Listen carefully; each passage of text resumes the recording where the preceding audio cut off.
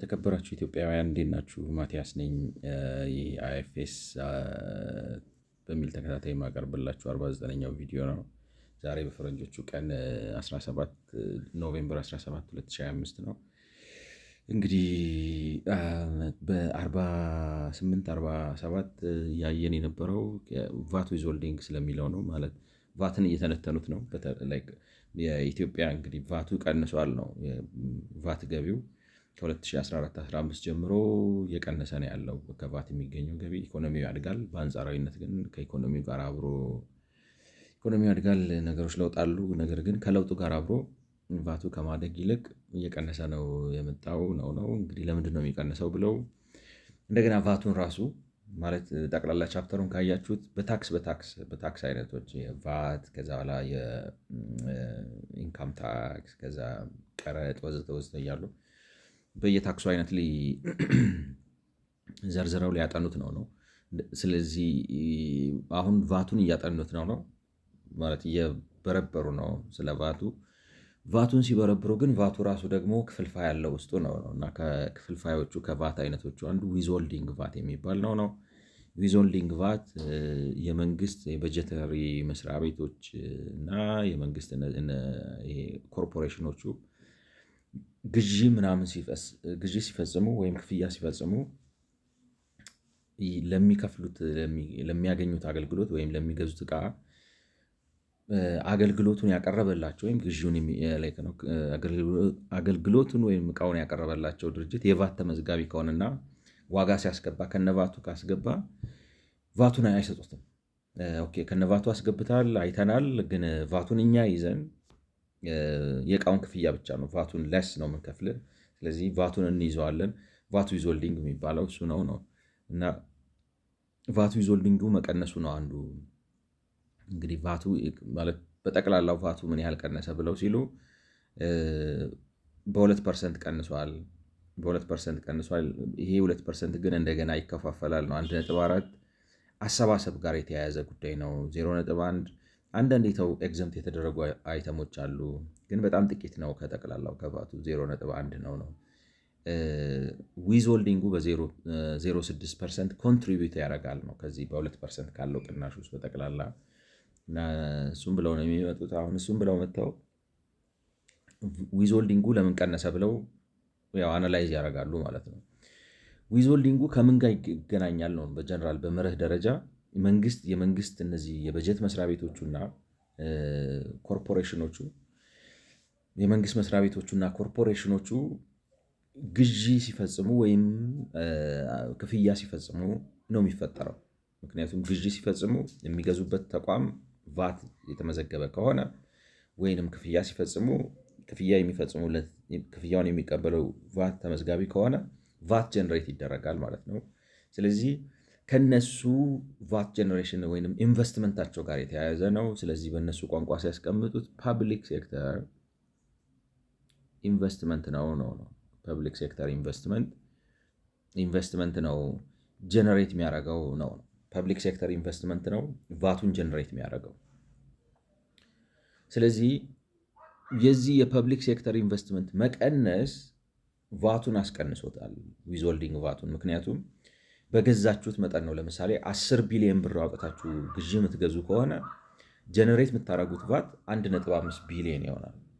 ግን እንግዲህ የበጀት ክራንች ወይንም ደግሞ የመበደር የማጥፋት ወዘተ የኢንቨስትመንት አቅም ቀንሶ ኢንቨስት ማድረግ ከቀነሳችሁና ከዚህ በፊት 10 ቢሊዮን የምታደርጉ ከነበረና ነገር ግን ዛሬ በገንዘብ እጥረት ምክንያት 4 ቢሊዮን 6 ቢሊዮን የምታደርጉ ከሆነ ቫቱ አኮርዲንግሊ ይቀንሳል ነው አይደለም? ግልጽ ነው። ለምሳሌ የ10 ቢሊዮን ብር ዕቃ ስትገዙ የምትከፍሉት ቫት 1.5 ቢሊዮን ይሆናል። አውርዳችሁ የ4 ቢሊዮን ብር ዕቃ የምትገዙ ከሆነ ቫቱ 600 ሚሊዮን ብር ይሆናል፣ ይቀንሳል ነው። ስለዚህ እሱን የቀነሰው ብለው አንድ ማብራሪያ ይሰጣሉ ማለት ነው። ስለዚህ አንዱ የምትወስዱት ነገር ከፖሊሲ አኳያ ወይም ጉዳዩን ከመረዳትና እንግዲህ ያው መተንተን ዓላማው ምንድን ነው ተንትናችሁ ተረድታችሁ አንዳች አይነት እርምጃ ወይም አንደርስታንዲንግ አድርጋችሁ የማይገባ ነገር ከማድረግ መከልከል ነው ወይ ወዘተ እርምጃ እንድትወስዱ ነው። ስለዚህ የፐብሊክ ሴክተር ኢንቨስትመንት መቀነሱ ነው ቫቱን የቀነሰው አሉ። ግን ችግሩ ምንድን ነው? የፐብሊክ ሴክተር ኢንቨስትመንቱ በ60% ሲቀንስ ቫቱ ግን የቀነሰው በ84% ነው። ዊች ሚንስ ቫቱ ሞር ድሮፕ አድርጓል ማለት ነው። ለምሳሌ 60% ኢንቨስትመንቱ ሲቀንስ 4 ቢሊዮን ነው የሚሆነው ከ10 ቢሊዮን አድርገን ብንጀምረው ማለት ነው 60% ሲቀንስ። ስለዚህ አኮርዲንግሊ ቫቱ ስንት ነው መሆን ያለበት? 600 ሚሊዮን ነው መሆን ያለበት። ያው ስለተሰራ ነው እንደዚህ ዝም ብዬ ማስቀምጥላችሁ። ቁጥሩን ሚሞራይዝ እያደረግኩ ነው። ስትሰሩት እንደዛ ስለሚመጣ የ4 ቢሊዮን ፐርሰንት በ15% ቫት ስትሰሩ 600 ሚሊዮን ነው የሚመጣው። 4 ቢሊዮን ደግሞ ከ10 ቢሊዮን የ60% ቅናሽ ነው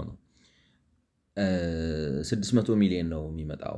ነገር ግን የመጣው 600 ሚሊዮን መሆን ሳይሆን በ84% ቀንሶ እንግዲህ ከሰራችሁት 2 ሚሊዮን 400 ሺህ 2 ሚሊዮን ይቅርታ 240 ሚሊዮን ይመጣል ነው 240 ሚሊዮን ይመጣል።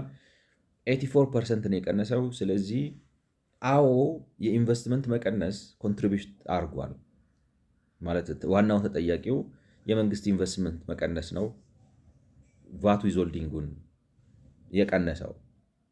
የመንግስት ኢንቨስትመንት ለምን ቀነሰ?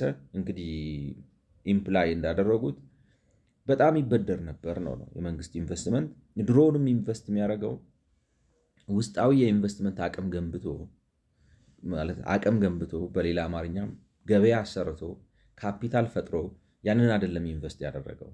ይልቁንም አንድ ጊዜ ቻይና ጋር፣ አንድ ጊዜ ቻይና ያልሆኑ ሌሎች ሀገር ጋር፣ አንድ ጊዜ የግል ካምፓኒዎች ጋር፣ አንድ ጊዜ እንደ ወርልድ ባንክ አይኤምኤፍ ያሉ መልቲላተራል ኦርጋናይዜሽኖች ጋር ሄዶ ዳጎስ ያለ ብድር ተቀብሎ ነው ዝም ብሎ ኢንቨስት ሲያደርግ የከረመው። ስለዚህ ዴት ስትረስ ፈጥሯል። ዴት ስትረስ ፈጥሮ ነው በዓለም ላይ እንደ ኢትዮጵያ ኢንቨስት ያደረገ መንግስት ማለት ቶፕ ከሚባሉት ውስጥ ነው በኢንቨስትመንት የገባው። ከጂዲፒው አኳያ ነው የሚሆነው። ደፍኒትሊ ህዳሴ ግድብ አለ፣ ምድር ባቡር አለ። ትላንትና ቼክ ሳደርገው ነበር። አሁን ምድር ባቡር የጅቡቲው ትርፋማ ሆኗል ነው፣ የከተማው ግን አክሳሪ የሆነ ነው የሚመስለኝና ወደ ስንት ነው 19 ቢሊዮን ብር እዳ አለበት ነው ኮርፖሬሽኑ ላይክ ነው እንደ ሆልዲንጉ። የጅቡቲው አትራፊ ሆኗል በ2024 ምናምን ጀምሮ ማትረፍ ጀምሯል አለ። ነገር ግን ይሄኛውንም ስለሚሸከመው ይሄ የከተማውንም ስለሚሸከመው አክሳሪ ሆኗል ነው። እና እንግዲህ ትላንት ያልኳችሁ ምንድን ነው አንድ መንግስት ኢንቨስት ሲያደርግ ገቢውን ማገናዘብ አለበት፣ ከዛ ትርፉን ማስላት አለበት። እነዚህን አስልቶ ከሰራ በሌላ አማርኛ በገበያ መርህ መስራት ማለት ይሄ ነው። መንግስት ግን በዚህ አይደለም የሚሰራው። ወይ ለፖለቲካ ፍጆታ ነው፣ ወይ የታባቱ ለህዝብ የሰርቼለት ዕዳ ይቆልል ነው፣ ወይ ደግሞ ሙስና ነው። ከነዚህ ከአንዱ ነው። ለፖለቲካ ፍጆታ ማለት እየሰራው ነው እየገነባው ነው ምናምን ማለቱን ነው እንጂ የሚያየው የሰራው የገነባው ነገር። አሁን ለምሳሌ የአዲስ አበባ ከተማ ባቡር ዘርግቷል፣ ግን እያከሰረው ነው ድርጅቱ፣ መሸከም አልቻለም። ከዛ ነግዶ የሚያመጣውን እሱንም ወስዶበት እሱም ብቻ ሳይሆን እንደገና በ10 ምናምን ቢሊዮን ከስሮ ለዚህ በመንግስት ድጎማ ነው የሚቀጥለው ማለት ነው። ሌሎች ሀገሮችም ይደጉማሉ ትራንስፖርት። ግን ያው ትልቁ ጉዳይ ምንድን ነው? ገቢና ትርፍን አገናዝባችሁ እንደ ኢንቨስተር ነው መስራት ያለባችሁ እንጂ በሌላ መንገድ አይደለም ነው። ስለዚህ አንዱ ፖይንት ምንድን ነው? አጓጉል ነው የተበደረው። አሁን የቻይና አበዳሪዎቹም የፕራይቬት አበዳሪዎቹም ጠፍተዋል። አበድረው ዴት ስትረሱን ፈጥረውታል። ተወጥሯል ሀገሩ በዕዳ ማለት ነው። ማበደር አቁመዋል ማለት ነው። ሱሳስ ይዘው ጠፍተዋል። እና እያበደረው ያለው አሁን መልቲላተራሉ ነው። መልቲላተራሉ ደግሞ ይቆጣጠረዋል ማለት አሁን አይኤምኤፍ ገንዘብ ሊሰጣችሁ ሲል እንደ ቻይና አይደለም። እንዳሻችሁ ዝም ብላችሁ ብድር ትፈልጋለህ፣ የእናንተ የውስጥ ጉዳይ ነው። እኛ ዲሞክራሲ ያምጣ፣ ገበያ ያሰራ፣ አካውንታብሊቲ ያረጋግጥ ምናምን አንልም። ችግራችሁ ይገባናል።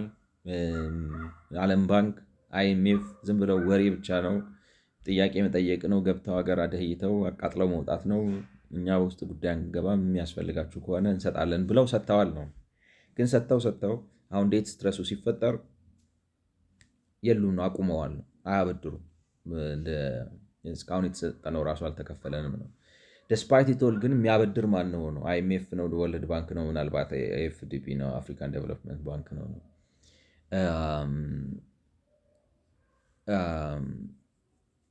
ግን እነሱም ቢሆኑ ወርልድ ባንክም ቢሆን ማለት አይኤምኤፍም ቢሆን ምንድነው አሁን ፕሪኮንዲሽን ያስቀምጣል ነው። አሁን ለምሳሌ በቀደም ያየሁት ዜና ምን ያህል ቬሪፋይብል እንደሆነ ባላቅም ይሄ ስፔሻል ድሮይንግ ራይት የሚባለውን እንደ ኦዲ ፋሲሊቲ በሉት። አሁን ስለ ባንክ የምታውቁ ከሆነ ኦቨርድራፍት ከረንት አካውንት ስትከፍቱ ብድር ስትበደሩ በከረንት አካውንት ከሆነ በተለይ መርቸንዳይዝ ድሮዊንግ ራይት ነው የሚሰጧችሁ። ማለት የሌላችሁን ብር ተጠቀሙ ይሏቸዋል። ስለዚህ ኦቨርድሮ ታደርጋላችሁ። ያው ኮላተራል ምናምን ይዘው ነው፣ ዝም ብሎ አይደለም። ኦቨርድሮ ላይ ነው ግን ከረንት አካውንት ነው እንትን ነው። በተለይ ካሽ ቢዝነስ የምትሰሩ ከሆነ እቃ ሸጣችሁ ብሩ ተላልፎ እስኪመጣ ምናምን ተጣርቶ ምናምን እስኪመጣ እንትን የካሽ እጥረት ምናምን ሊገጥማችሁ ይችላል። ዝም ብላችሁ ኦቨርድሮ ታደርጋላችሁ። እንደዛኛው ሎን አይደለም ኦዲ ነው። እና ዓለም ባንክ አሁን የኢትዮጵያን አላንቀሳቀስም ብለዋል። 1.5 ቢሊዮን ነው ምናምን አድርጎ ከዚህ በታች ኦቨርድሮ እንዳታረጉ አካውንታችሁ ላይ ማለት አካውንታችሁ ከዚህ ራሳችሁ ዲፖዚት አድርጋችሁበት ኦቨርድሮውን ከፍ ካረጋችሁት አሁን ማውጣት ትችላላችሁ። በአጭሩ ምን ማለት ነው እንደፈለጉ ብድር አይሰጧችሁም ነው። እንደዛ ሲሆን ኢንቨስት ማድረግ ያቀታችኋል። ስለዚህ ኢንቨስትመንቱ የተቀዛቀዘበት ምክንያትና ኢንቨስትመንቱ ስለዚህ ለምሳሌ ነው የምላችሁ፣ ይሄ ስፔሲፊክ ነምበር አይደለም፣ ለምሳሌ ተብሎ የመጣ ነው። 10 ቢሊዮን ኢንቨስት ያደርግ ነበር በአመት መንግስት ብለን ብናስብ፣ አሁን ግን አበዳሪ ጠፍቷል ነው። ምክንያቱም አንድ ሪዝነብል የሆነ ብድር ተበድሮ ነው ሲሰራ የነበረው። ስለዚህ ያለችውን አውርዶ 4 ቢሊዮን ነው አሁን ኢንቨስት ማድረግ የሚችለው። 4 ቢሊዮን ኢንቨስት በማድረጉ ኦብቪየስሊ ታክስ ዊዝሆልዲንጉ ቫት ዊዝሆልዲንጉ ይቀንሳል። ምክንያቱም 10 ቢሊዮን ትራንዛክሽን ጀሬት የሚያደርገውና 4 ቢሊዮን የሚያደርገው እኩል አይደለም። ቢሆንም ቫት ዊዝሆልዲንጉ ግን ስቲል በመንግስት የተበላሸ የብድር አሰራር ምክንያት ማለት ምደጋግመው አንዳንዴ እንትን ጊልት ይሰማሻል ታውቃላችሁ። አንድ ነገር ላይ ማለት እና ደግሞ ስገባ አለዋለሁ ብዬ የረሳሁት ነገር ምን ነበረ? አሁን እዚህ ጋር ቁጭ ብዬ ላይክ ነው ይህን ዳክመንት አንደርስታንድ ለማድረግ አንዳንዱ ነገር ዲክት ታደርጋላችሁ እና ኦንላይን እናንተ ፊት ቁጭ ብዬ ማሰቡ ጊዜያችሁን ላይክ ነው ራሴ የነገሩን አጣርቼ ጨረስሽ የመጥቼ ለእናንተ ፕሬዘንት ማድረግ ነው እንጂ እዚሁ ከእናንተ ጋር ክራክ ማድረጉ አስፈላጊ ነው አይደለም አይዱን ነው። እነዚህ ሁለት ነገር እንትን ይሉኝ ነበር። ኤኒዌይ ፖይንት ኢዝ ማለት ትልቁ ላይክ ነው ፖሊሲ ኢምፖርት ልንለው የምንችለው ነገር እኔ እውነቴን ነው የምላችሁ አሁን እንትኑ አይገባኝም ነው አንዳንዴ ማለት ምንድን ነው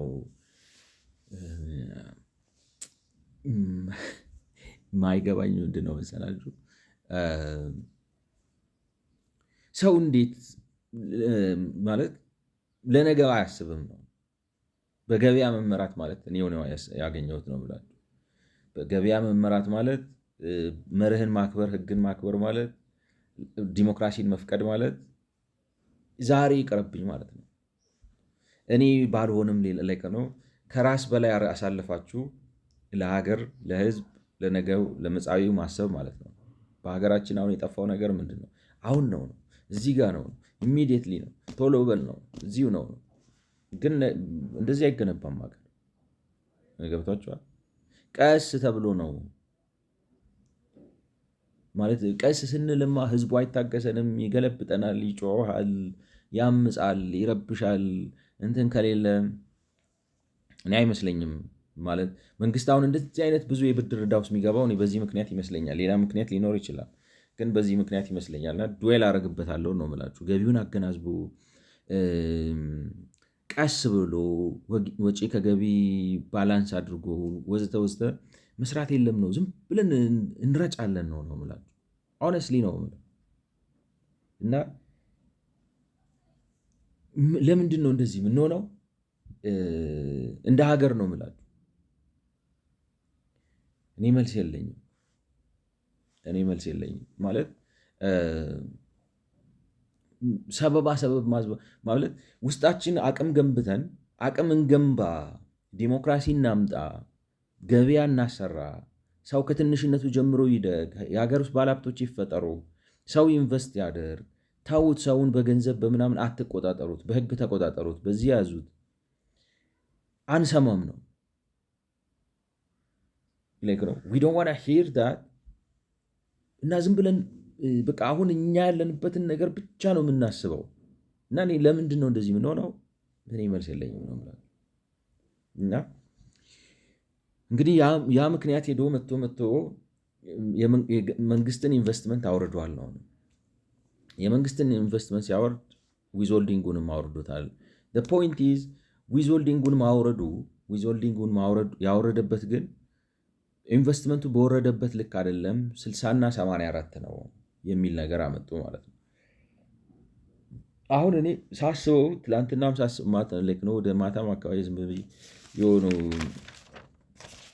ማለት እንትኑን እየሰማሁት ራሴ ማለት ቪዲዮን ከመልቀቅ በፊት ቁጭ ብዬ ያዳመጥኩት ከምሰማው ነገር የራሴ ኖት እያወጣሁ ነበር ማለት ነው። ራሴን እየሰማው ማለት ነው። አሁን ምን አለ መሰላችሁ፣ አንድ እንግዲህ የእነሱን ትንተና ስናየው አንድ አክሰፕት ማድረግ ያለብን ኮንሲድ ማድረግ ያለብን ነገር ለምሳሌ 10 ቢሊዮን ብር አንድ የሚኒስቴር መስሪያ ቤት ዓመታዊ በጀት ነው ተብሎ ቢሰጠው ያን 10 ቢሊዮን ብር በሙሉ ቫት ጀነሬቲንግ ኢንቨስትመንት ላይ ያውለዋል ወይ የሚል ጥያቄ ያስነሳ።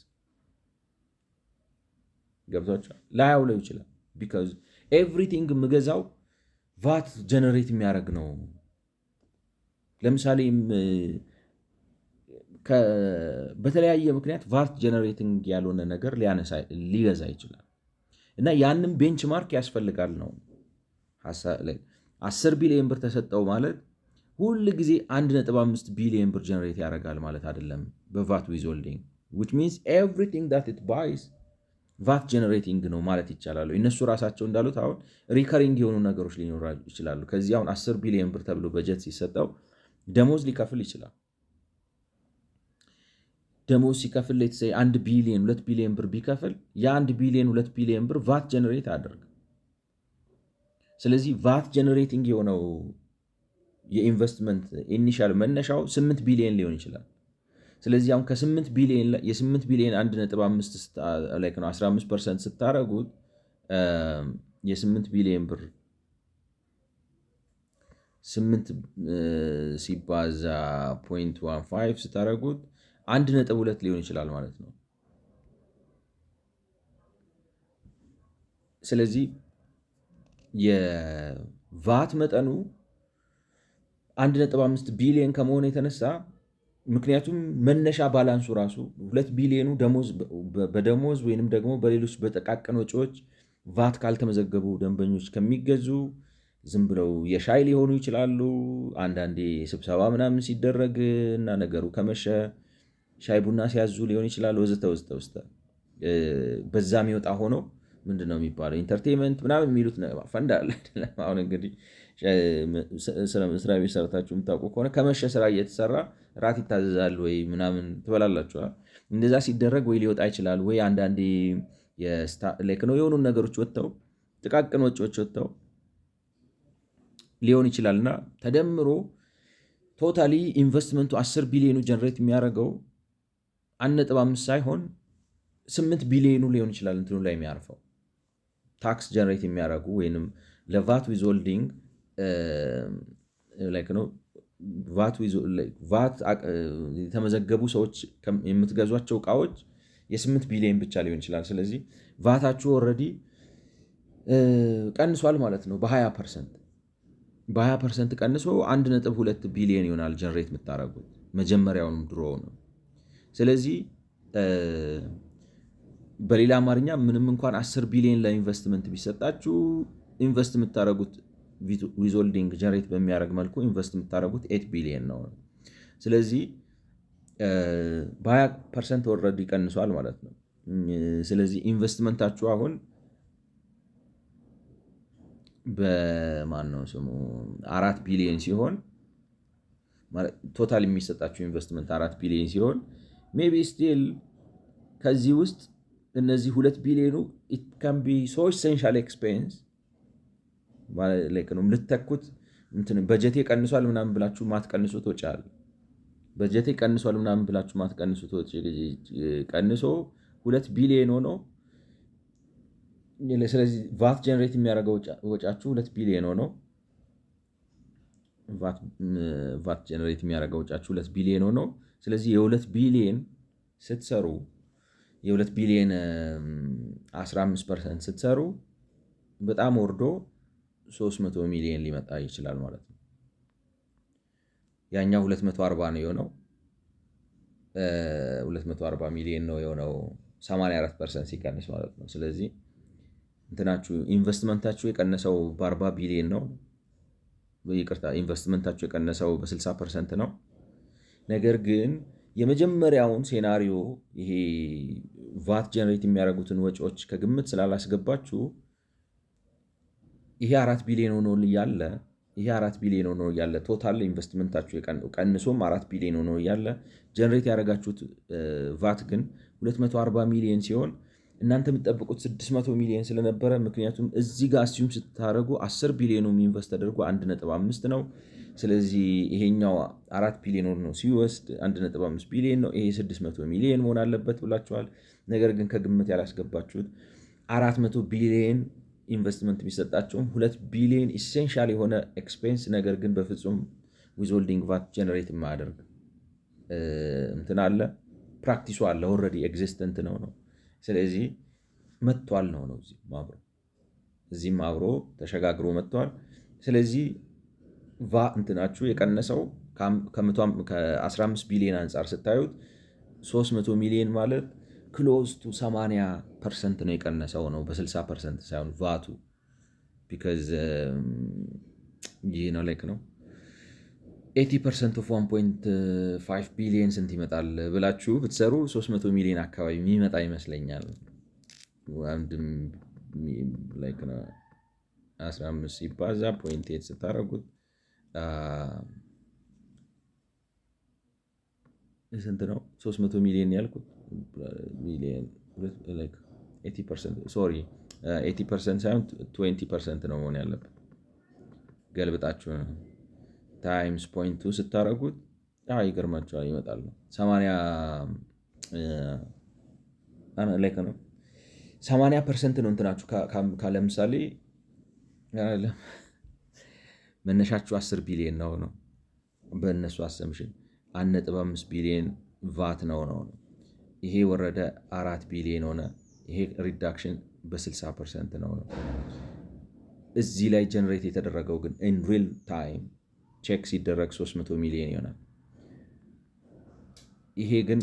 ይሄ ሪዳክሽን ግን ይሄ የቫት ሪዳክሽን ይሄ የቫት ሪዘልት ግን 80% ከዚህኛው ያንሳል እና ይሄኛው በ60 ነው የቀነሰው፣ ይሄኛው በ80 ነው የቀነሰው። ስለዚህ ያኛው በ60 ቀንሶ እያለ ማለት እንትኑ ፐብሊክ ኢንቨስትመንቱ ፐብሊክ ሴክተር ኢንቨስትመንቱ በ60% ቀንሶ እያለ ቫቱ ለምንድን ነው በ80% የቀነሰው? ቫቱ በ80% የቀነሰው ከአሰምሽን ስህተት ነው። አሰምሽኑ ምንድን ነው? እናንተ 10 ቢሊዮኑም ኢንቨስት ይደረጋል ብላችኋል። ነገር ግን 10 ቢሊዮኑ ሳይሆን 8 ቢሊዮኑ ነው የሚደረገው። ኖርማሊ ድሮም ቢሆን ነው 8 ቢሊዮኑ ነው። 2 ቢሊዮኑ ሪከሪንግ የሆነ ቫት ጀነሬት የማያደርግ ኤክስፔንስ ውስጥ ነው የሚገባው። ደሞዝ ሊሆን ይችላል ወዘተ ውስጥ ሪከሪንግ የሆነ እንደዛ ነው። ስለዚህ ይሄ እንደዚህ አልነበረም የነበረው። 1 ስንት ነው 1.2 ቢሊዮን ነው የነበረው መጀመሪያም ቢሆን ጀነሬት የሚደረገው በዚህ። ያም ብቻ ሳይሆን እንትኑ ሲቀንስም ማነው ስሙ ኢንቨስትመንት ፐብሊክ ሴክተር ኢንቨስትመንቱ ወደ 4 ቢሊዮን ሲቀንስ 2 ቢሊዮኑ የማይቀር ሪከሪንግ ኤክስፐንስ ነው። ስለዚህ እንትናችሁ ነው ከ10 ቢሊዮን ወደ ይሄኛው 2 ቢሊዮን ሲሆን እዚህ ጋር ይሄ 2 ቢሊዮን እዚህም 2 ቢሊዮን ነው እዚህም 2 ቢሊዮን ነው ካይንድ እዚህም 2 ቢሊዮን ነው እዚህም 2 ቢሊዮን ነው። ከ10 ቢሊዮንም 2 ቢሊዮን ነው፣ ከ4 ቢሊዮንም 2 ቢሊዮን ነው። ስለዚህ ቋሚ የሆኑ የማይነኩ ሪከሪንግ የሆኑ ኢሴንሻል ፎር ሰርቫይቫል ላይ ነው። ድርጅቱ በቃ መኖር ካለበት መቀጠል ካለበት እነዚህን ወጪዎች ማውጣት ስላለበት 2 ቢሊዮን ነው እና ሪዳክሽኑ ከ10 ቢሊዮን ወደ 2 ቢሊዮን ስታመጡት 60% አይደለም የቀነሰው ነው ኢንቨስትመንቱ። በተለይ ዊዝሆልዲንግ ቫት ጀነሬት ከማድረግ ካፓሲቲ አንጻር ስታዩት 80% ነው የቀነሰው። ስለዚህ ቫቱም 80% ቀንሷል ብላችሁ ልትሉ ትችላላችሁ። እና ይሄን እያሰብኩት ነበር ትላንት ነው። ግን እነሱም አሁን ጥያቄ የሆነባቸው ነገር ምንድን ነው? ኢንቨስትመንቱ በ60% ነው የቀነሰው፣ ቫቱ ግን የቀነሰው በ84% ነው። ያም ማለት ምን ማለት ነው? የኢንቨስትመንት ቅናሹ ይህንን ለዚህ ያካፈሉትና ፐርሰንቱን አጥፍተው 60 ለ80 ስታካፍሉ 71% ምናምን ነገር ይመጣል። ስለዚህ ምን አሉ? የኢንቨስትመንት ቅናሽ በቫት ቅናሹ ላይ ያለው ተጽዕኖ 70% ነው። 30% የቫት ዊዝሆልዲንግ ቅናሹ ከኢንቨስትመንት ቅናሽ ሳይሆን ከሌላ ነገር ነው የመጣው ነው። ከሌላ ነገር ነው የመጣው። ያ ሌላ ነገር ምንድን ነው? ያ ሌላ ነገር ምንድን ነው ብለው አናላይዝ ሲያደርጉ እንግዲህ 4 ነገር ነው ሰጀስት ያደረጉት ነው። አንዱ አቨርን ላይ ወርወዛት 4 ነገር ሰጀስት አደረጉ። አንዱ እንትን ሊሆን ይችላል ነው ማለት ሆን ብሎ ቫት የማይጠቀማቸውን መግዛት ጀመረ ነው። ቫት ከማይጠቀላይ ነው እንዴት ልበላችሁ፣ የባህሪ ለውጥ አመጣ አይነት ነገር እንዳልኳችሁ። አሁን እንዴት መሰላችሁ ላይክ ፎሎ እያደረጋችሁ ያስባለሁ። እነሱ ካስቀመጡት ከዚህ ዊዝሆልዲንጉ የቀነሰበት 4 ምክንያት ያስቀምጠዋል። እነሱ ካስቀመጡበት 4 ምክንያት ውጭ የሆነ ሌላም ምክንያት ሊኖር ይችላል ነው የኔ ትንታኔ ትርጉም ከሰጠ ማለት ነው። which means መጀመሪያ እንትኑን ማግኘት አለብን። ለምሳሌ 2014 ላይ ቫት ዊዝሆልዲንግ ከኢንቨስትመንት አማውንቱ ምን ያህል ጀነሬት ተደረገ፣ ቶታል በጀታቸው ከተሰጣቸው በኋላ ምን ያህል ዊዝሆልዲንግ ቫት ጀነሬት አደረጉ ብለን የመነሻውን ፖይንት ይዘነው ካልመጣን በስተቀር የሚያስቸግረን ነው የሚመስለኝ ነው የኔ ሀሳብ። እንግዲህ እሱንማ ይዘው አይደለም ወይ ሊባል ይችላል። ግን ዋት was that 20,000 ቫት ዊዝሆልዲንግ 2014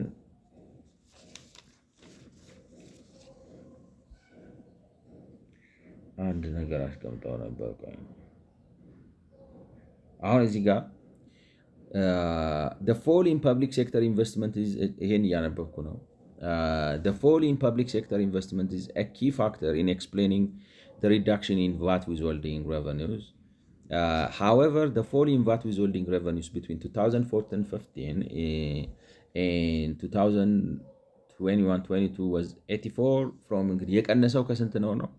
ከ1.2% of GDP ከ1.2% of GDP ወደ 2% of GDP ነው የቀነሰው ብለው ነው የሚያስቀምጡት።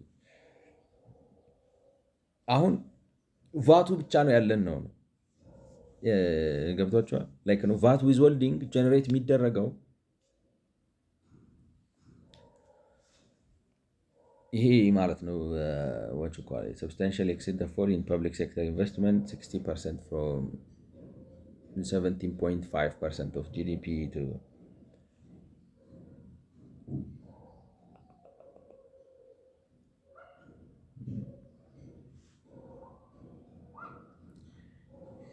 የ17.15% ስንት ይሆናል? ወይም በሌላ አማርኛ ላይ የ17.5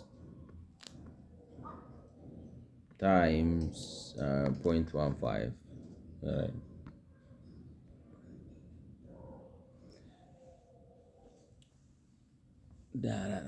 እንዴት መሰላችሁ?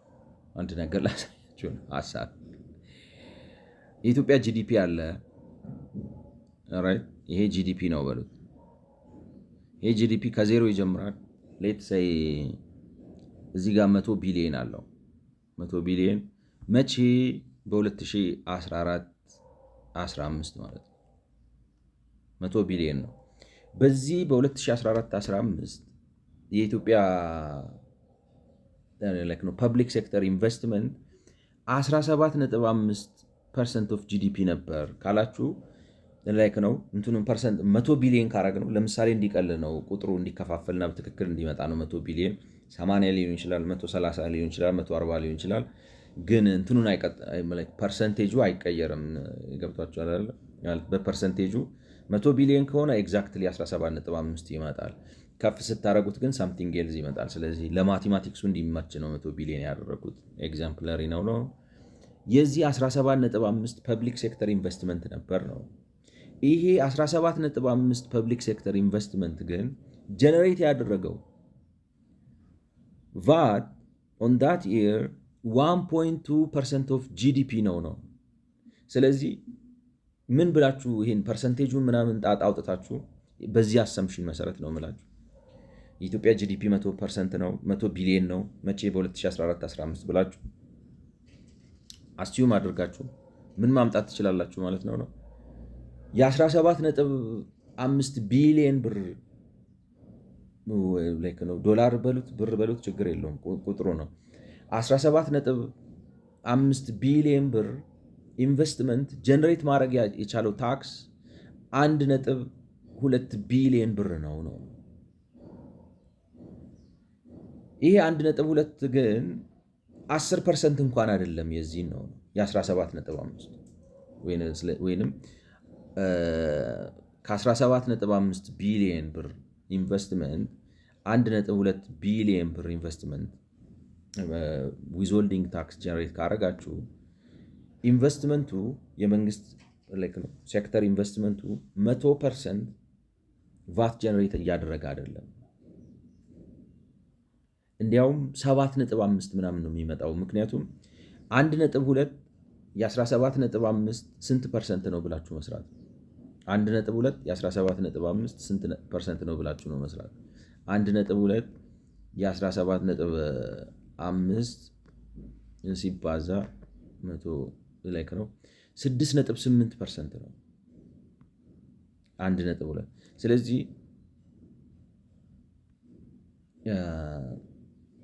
17.5 ቢሊዮን ብር ስንት ማለት ልጻፋቸው ቁጥሮችን እዚህ ጋር 17.5 ቢሊዮን ብር አላችሁ።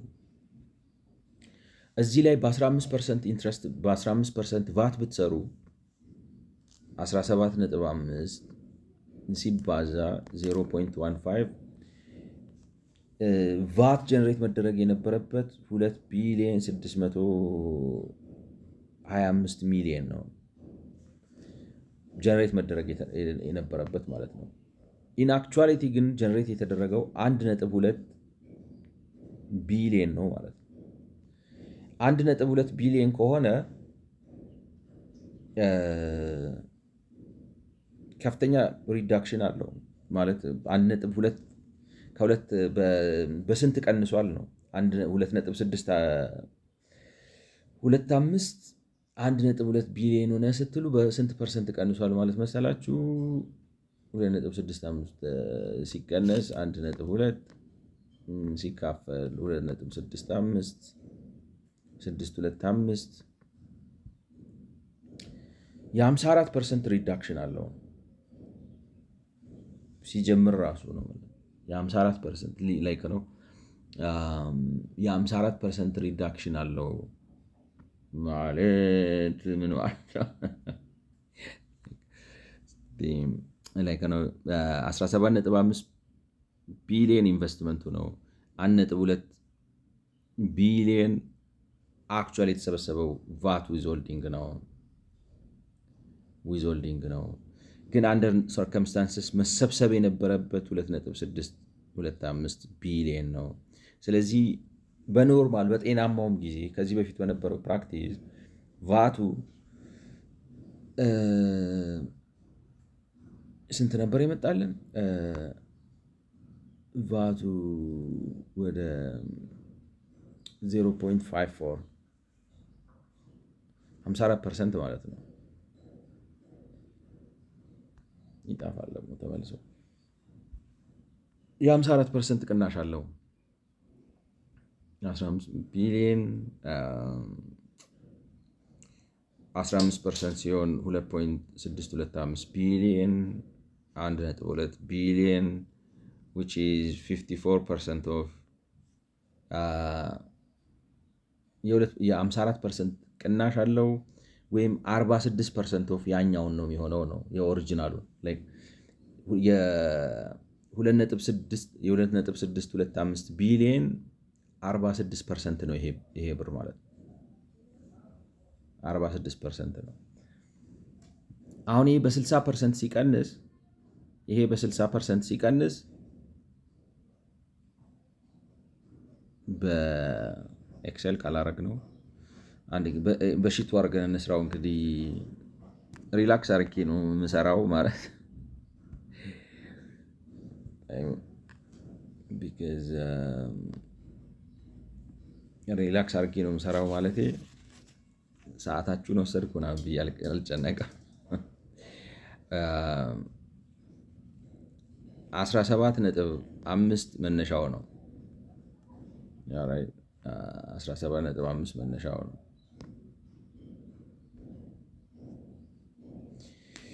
17.5 መነሻው ነው። የዚህ ስንት ፐርሰንት ማለት ነው? የዚህ 15% ታይምስ ይህን ላይክ ነው A1 ታይምስ 0.15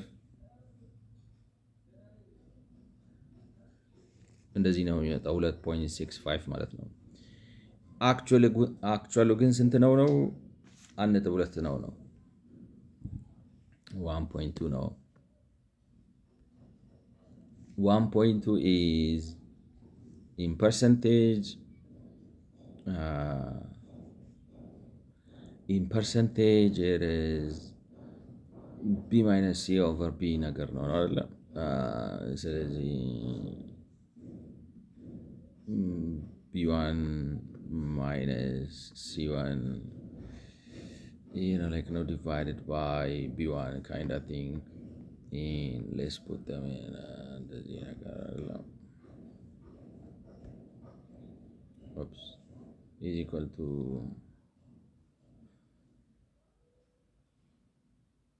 B1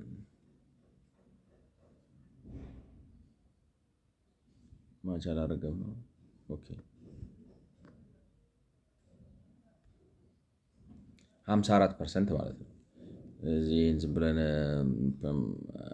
እንትን ጨምርበት ኦፕስ ስለዚህ ይሄ ፐብሊክ ሴክተር ኢንቨስትመንት ነው ይሄኛው ቫት ዊዝ ሆልዲንግ ነው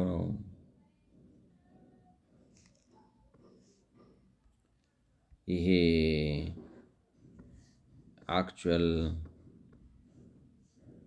actual withholding ነው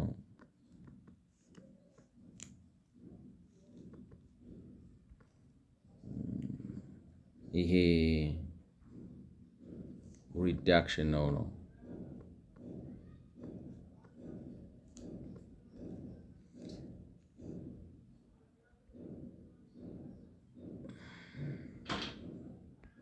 ስለዚህ እንግዲህ አሁን ፐብሊክ ሴክተር ኢንቨስትመንት 17.5 እያለ 15% ብናደርገው ቫት ዊዝሆልዲንግ ይሄ አንቲሲፔትድ ነገርን በለው like what you call it projected right let's say projected ነው ይሄ ነው projected withholding from like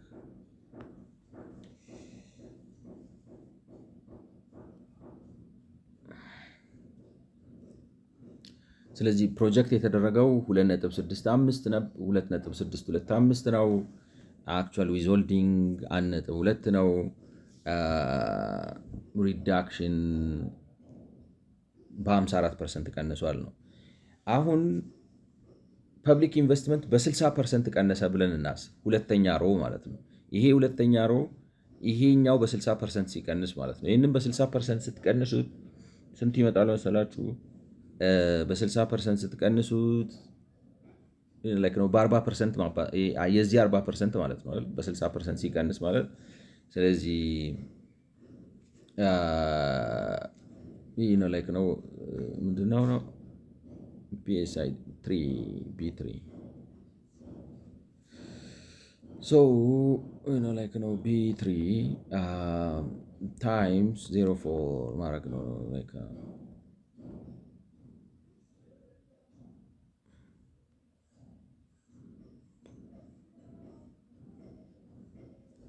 ምን ነው ኢረር ሬፈረንስ ቢ2 ኦኬ ሶሪ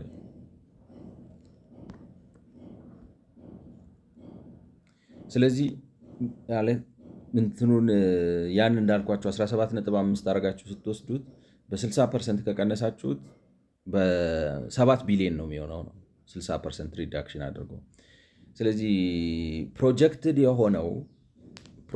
የሆነው እንትኑ ስንት ይሆናል ማለት ነው አይ ቲንክ ኮፒ ብናደርገው ይሰራል ሌትስ ፔስት ያ ላይክ ነው ቢ3 ታይምስ 0.15 ስለዚህ ፕሮጀክትድ የሆነው ቫቱ 1.5 ቢሊዮን 1.05 ቢሊዮን ማለት እንግዲህ 1.5 ቢሊዮን ይመጣል 1.05 ቢሊዮን ይመጣል ነው ፕሮጀክት ቫቱ ማለት ነው አክቹዋሊ ግን የመጣው ስንት ነው እነሱ የሚሉት ላይክ ፍሮም to 0.2 of GDP 0.2 of GDP ማለት እንግዲህ የ100 ቢሊዮን 0.2 ስንት ነው የ100 ቢሊዮን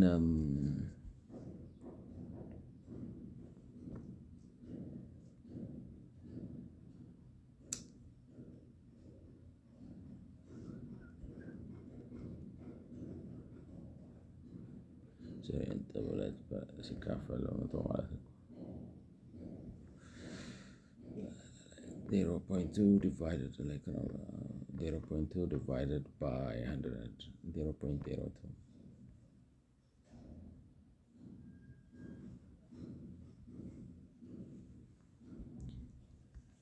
ስንት ይመጣል ነው 0.02 ቢ like ነው 0.02 times 100 ቢሊዮን like ነው 1 ቢሊዮን 10 200 ሚሊዮን ይመጣል ነው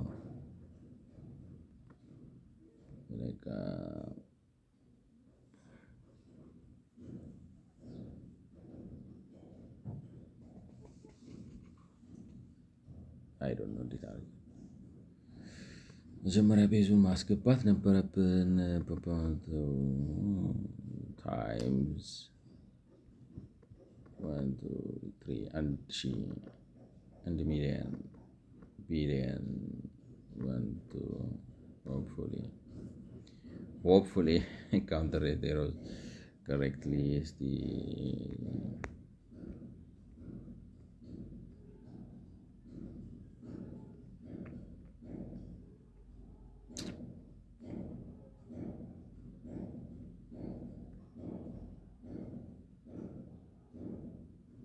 200 ሚሊዮን ወጥቷል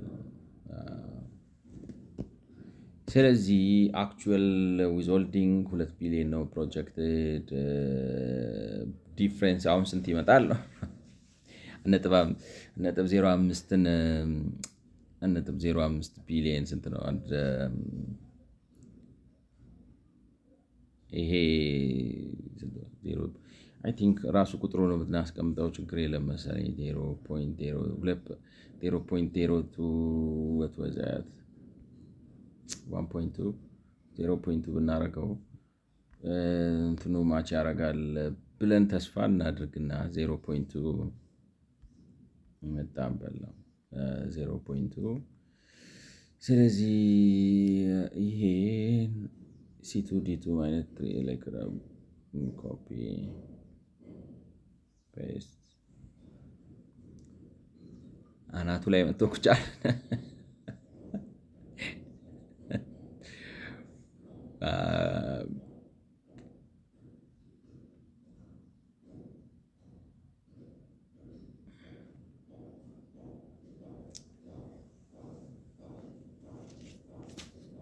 እማ-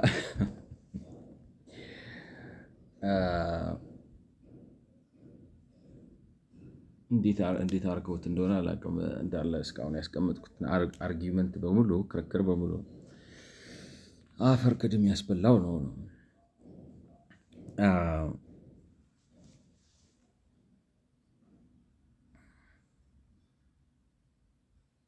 ኦኬ አፈር ከድሜ የበላበት ምክንያት ምንድን ነው?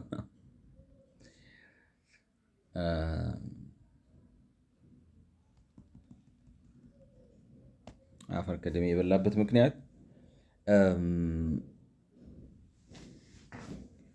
ስለዚህ ፕሮጀክት ዱን አስቀምጠው አይደለ ላይክ ነው 100% ክሌም እያደረጉ አይደለም ነው ሀሳቢ። አሁን ግልጽ ከሆነ ምክንያቱም አሁን እዚህ ጋር 54 መሆኑ ላይክ ነው ሪዳክሽኑ በ60% ነው እነሱ ቀነሰ ያሉት። እኔ ስሰራው ግን የመጣው እንግዲህ ላይክ ነው በ50 ነው የመጣው። ይህን ዝም ብለን አይዶን ነው እንትን ብናደርገው ቦልድ ይሆናል።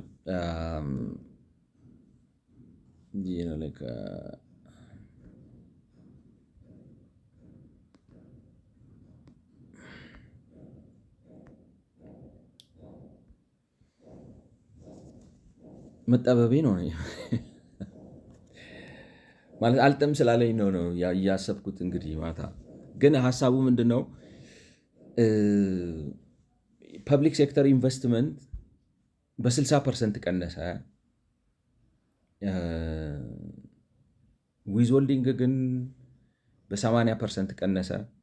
ላይክ ነው ይሄኛውን በ60 አረጉት፣ ይህንን 60 አረጉት፣ ይህን 84 አረጉት። እንግዲህ እኔ አሁን ይህንን እንደ መነሻ አድርጌ ስሰራው 54 እና 80 ነው የመጣው በእነሱ። እንግዲህ ይሄ ስንት ነበር ማለት ነው? ይሄ 60 ነው ብለዋል፣ ይሄ 84 ነው ብለዋል። ኦልሞስት ይጣጣል ማለት ትችላላችሁ። ይሄ ወደ 50 ይሄ ወደ 60 አድጓል በ6 ይሄ ወደ 84 አድጓል በ4 ካይንዳ። ዋናው እንትኑ አይደለም ነው ኤግዛክት ነምበሪንጉ ሳይሆን ምን እየተባለ ነው፣ ምን እየተደረገ ነው፣ ጠቅላላ የሚሰጣችሁ ስዕል ነው ማተር የሚያደርገው ማለት ነው። እና የኔ ሀሳብ የነበረው ምንድን ነው ፐብሊክ ሴክተር ኢንቨስትመንቱ 17.5 ከነበረ ቢሊየን ከነበረ እና ላይክ ነው እናንተ ኤክስፔክት የምታደርጉት 2 ቢሊየን 625 ሚሊየን ብር ከነበረ ዊዝሆልዲንግ ያንን መነሻ አድርጋችሁ መታችሁ እንትኑ በአክቹዋል የሆነው አክቹዋል ዊዝሆልዲንግ 1.2 ሆነ። አክቹዋል ዊዝሆልዲንግ 1.2 ሆነ። ይሄ የመቼ ነው ነው ይሩም ማተር ያደርጋል መሰለኝ ሰዎች like this is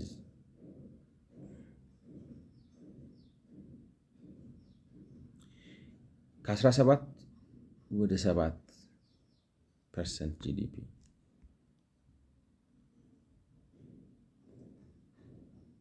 ኦኬ። አይ ቲንክ ዳታው እንግዲህ ፐብሊክ ሴክተር ኢንቨስትመንቱ ከ17 ወደ 7 ቀነሰ። ስለዚህ ዊዝሆልዲንጉ ከ2.625 ወደ 1 ቀነሰ። ቫት ዊዝሆልዲንጉ ይሄ 100% አስዩም ስታደርጉ ነው። አክቹዋሊ ግን ዊዝሆልዲንጎቹ የቀነሱት ከ1.2 ወደ 0.2 ነው። አክቹዋል ዊዝሆልዲንጉ የቀነሰው ከዚህ ወደዚህ ነው 1.2 ወደ 0.2 ነው።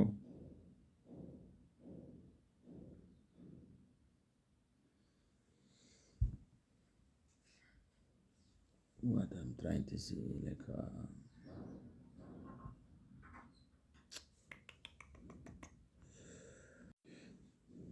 እንግዲህ ቁጥሮቹ ወደዚህ ስታገለባብጣቸው ሀሳብ ይበታተናል። ግን ዳር ራይት የኔ አሰምሽን ነበረ፣ እነሱ ልክ ናቸው። የኔ እሳቤ የነበረው ምንድነው ነው እንትኑ ቫት ዊዝሆልዲንጉ ማለት ኢንቨስትመንቱ ፕራይቬት ሴክተር ኢንቨስትመንቱ ፐብሊክ ሴክተር ኢንቨስትመንቱ 17.5 ነበር፣ ወደ 7 ነጥብ ቀነሰ ነው። 17.5 እያለ ኤክስፔክት የምታደርጉት 15% ሁሉም ነገር ቀጥታ ቫት ጀነሬት ያደርጋል ካላችሁ የምትጠብቁት 2 ቢሊዮን 625 ነው የጠበቃችሁት። አይ የመጣው ግን 1.2 ነው 1.2 ነው 1.2 ነው የመጣው። ይቅርታ 1.2 ነው የመጣው።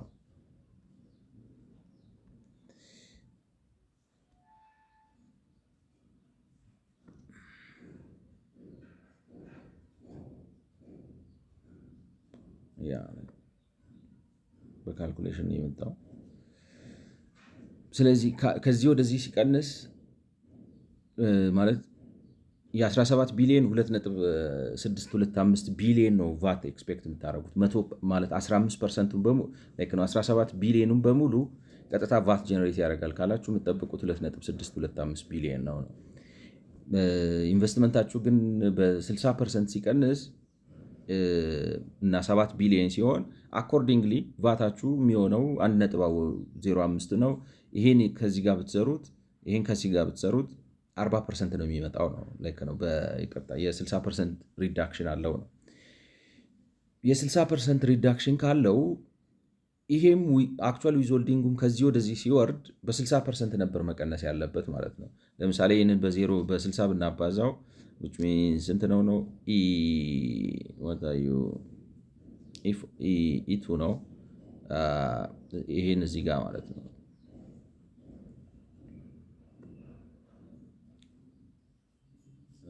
equal to E 2 times 40.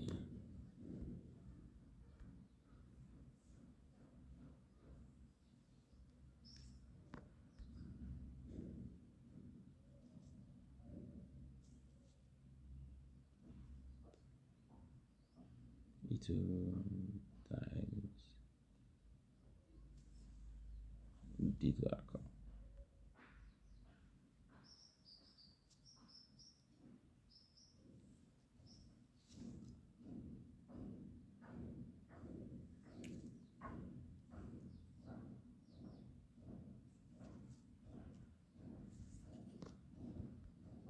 ያ 1.05 መምጣት አለበት ነው። ይሄኛውንም ኮፒ ብታረጉት ኮፒ ፔስት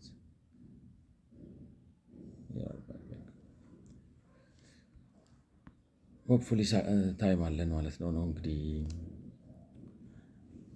ስለዚህ ኢንቨስትመንቱ ይሄ ኢንቨስትመንት ነው 17.5 ቢሊዮን ፐብሊክ ሴክተር ኢንቨስትመንት ነው።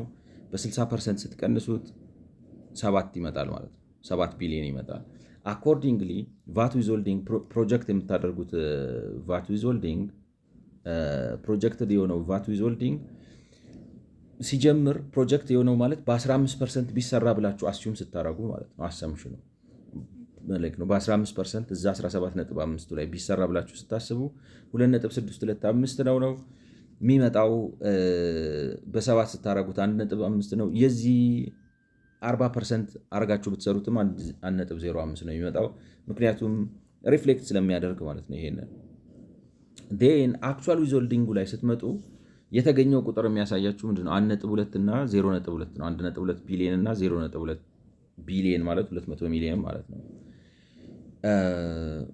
እና የዚህ 40% ስታደርጉት ወይም በ60% ስታስቀንሱት መምጣት የነበረበት 0.48 ነው ወይም 480 ሚሊዮን ብር መምጣት ነበረበት።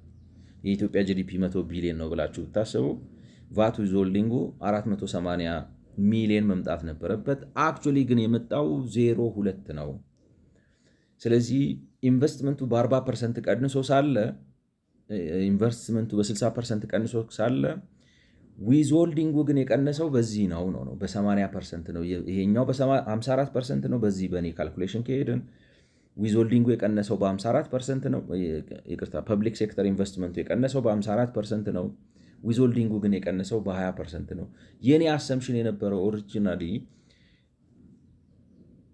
ይሄንን ከግምት አስገብታችኋል ወይ ነው። እናንተ ፕሮጀክት አድርጋችሁ በመቶ እየሰራችሁ እንዳይሆን አይ በመቶ አልሰራንም ነው። አሁን ዴታውን ሳየው እንግዲህ እያገናኘው ነው ይህንን ከግምት አስገብተው ካልሆነ አቀናነሱ ሴንስ ላይሰጥ ይችላል ነው። አይ እኛ የሰራነው አክቹዋል ዊዝሆልዲንጉ ነው፣ ፕሮጀክት አድርገን አይደለም። አክቹዋል ዊዝሆልዲንጉ 17.5 እያለ 1.2 ቢሊየን ነበር። ዊች ሚንስ ዲፍረንሱ አሁን በዚህ መካከል ያለው 2.6 ላይ 1.2 ብትቀንሱ 1.4 ቢሊየን ምናምን ማለት በጀነሬት ማድረግ የሚችል ላይ ነው። 1.4 ቢሊየን ታክስ ለማይከፍሉ ሰዎች ዊዝሆልዲንግ ቫት ውስጥ ካልተመዘገቡ ሰዎች በተገዛ ግዢ ያለፈ ነው። ስለዚህ ቫት ጀነሬት አያደርግም። እሱን እናውቃለን ነው። እኔ ደግሞ እሱን ከግምት ሳታስገቡ እንዳይሆን የምትከሱት ነው። አይ እሱን እናውቃለን። ስለዚህ እሱን የሚያውቁና በዛ የምንስማማ ከሆነና የተሸጋገረ የኔ ሀሳብ ኢንግሬንድ ሆኖ እዛ ውስጥ የተቀመጠና አሁን ቅናሹ ሲመጣም አብሮ የተንከባለለ አሰራር፣ ልማድ፣ ፕራክቲስ ሊኖር ይችላል።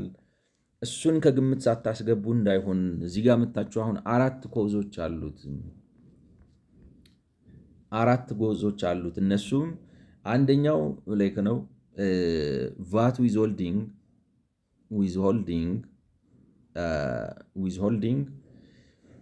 ላይክ ነው ታክስ ቫት የማይከፈላቸው ሰዎች ጋር እየገዛ ሊሆን ይችላል። ሪከሪንግ ኤክስፔንስ አብዝቶ ሊሆን ይችላል። እያጭበረበረ ሊሆን ይችላል። አይመልስም ነው፣ ሬሚት አያረግም ሊሆን ይችላል። አዲስ አሰራር ሊኖር ይችላል። ፖሊሲ ቼንጅ ሊኖር ይችላል ብለው 4 ነገር አመጡ ነው ማለት ነው። ስለዚህ አሁን ምን ያደርጋል መሰላችሁ? ድሮውም ሲሰራ ቫት ዊዝሆልዲንግ ሲታሰብ ሌሎቹ እነዚህ ነገሮች ከሌላ ዊዝሆልዲንግ ላያብል ካልሆኑ ኦርጋኒዜሽኖች እንደሚገዛ ሪከሪንጉ አስዩም ተደርጎ ነው። ምክንያቱም ቀጥታ 15% ካረጋችሁት ለምሳሌ ከ17.5ቱ 2.6 ቢሊየን ነበር የሚመጣው ዊዝሆልዲንጉ። ነገር ግን 17 ቢሊየንም ኢንቨስት ተደርጎ ጀነሬት የሚደረግ የነበረው ቫት 1.2 ነው። ስለዚህ እነዚህን ሁሉ ከግምት ያስገባ ነው ቤንች ማርኩ ራሱ ነው። ይገብቷችኋል? ቤንች ማርኩ ራሱ እነዚህን ሁሉ ከግምት ያስገባ ይሄንን ምናልባት ማጭበርበሩንም ድሮውንም የነበረውን የማጭበርበር እነዚህ 3ቱ ምክንያቱም 2.6 ቀን ጠብቃችሁ 1.2 የምትሰበስቡ ከሆነ 1.4ቱ ሊገለጽ የሚችለው በምንድን ነው? ወይ ቫት ከማይከፍሉ ትገዛላችሁ፣ ወይ ለቫት ካልተመዘገቡ ትገዛላችሁ፣ ወይም ደግሞ ቫት ጀነሬት ማድረግ የማይችሉ ወጪዎች ታወጣላችሁ፣ ወይንም ደግሞ ቫት ጀነሬት የሚያደርጉ ወጪዎች አውጥታችሁ ቫቱን ዊዝሆልድ አድርጋችሁ ከያዛችሁ በኋላ ለመንግስት አስታስተላለፉም። እነዚህ 1.4 ቢሊዮን ብር ከኢንቨስትመንታችሁ ቫት ጀነሬት ሳይደረግ ሊቀር የሚችለው በእነዚህ በተዘረዘሩት 3 ምክንያቶች ነው ማለት። ስለዚህ ድሮውንም 1.4 ለምሳሌ 100 ቢሊዮን ነው ብለን አስበን 1.4 ነበር ነው በዚህ ምክንያት የሚባክን። አሁን ግን ከዛኛውም ጊዜ በተለየ መልኩ ነው አዲሽናሊ 30% እየወረደ ያለው ነው ከድሮም የተለየ። ስለዚህ ነገሩን ምን ያደርገዋል መሰላችሁ? we are smelling something፣ አንድ ችግር አለ፣ አንድ የሞተ አይጥ አለ፣ እየሸተተን ነው ይላሉ። ከዛ እንግዲህ አሁን ስለ ቫት ዊዝሆልዲንግ ፖሊሲ ሊያመጡ ነው። ትላንትና እንግዲህ ይሄ ትላንትና እኔ ራሴ የነበረብኝን ጥንጣሬ ለማጥራት ነው ማለት ነው። በሚቀጥለው በ50ኛው ቪዲዮ እንግዲህ የዊዝሆልዲንግ ፖሊሲው ሊሆን ይችላል የበለጠ እንዲያዘቀዝቅ 30% በፊት ከሚቀንሰውም በላይ ማለት 1.4 ይቀር ነበር ነው። ከ1.4ቱ አልፎ ሌላ ተጨማሪ መምጣት የቻለው there is another reason ነው። there is another reason፣ እሱም የቫት ፖሊሲ ቼንጅ ነው። እሱም ቢሆን ግን አይሰራም ብለው እሱ ላይ ብዙ እንግዲህ አንዳንድ የሚያነሳቸው ቃላቶች ለእኔ ግልጽ ስላልነበሩ አምታተውኛል። እንግዲህ እሱንም እንደዚሁ ክራክ እናደርገዋለን ማለት ነው። አይሆፕ ታግሳችሁ ትሰሙኛላችሁ። ስለሰማችሁኝ አመሰግናለሁ። በ50ኛው ቪዲዮ እንገናኝ። መልካም ጊዜ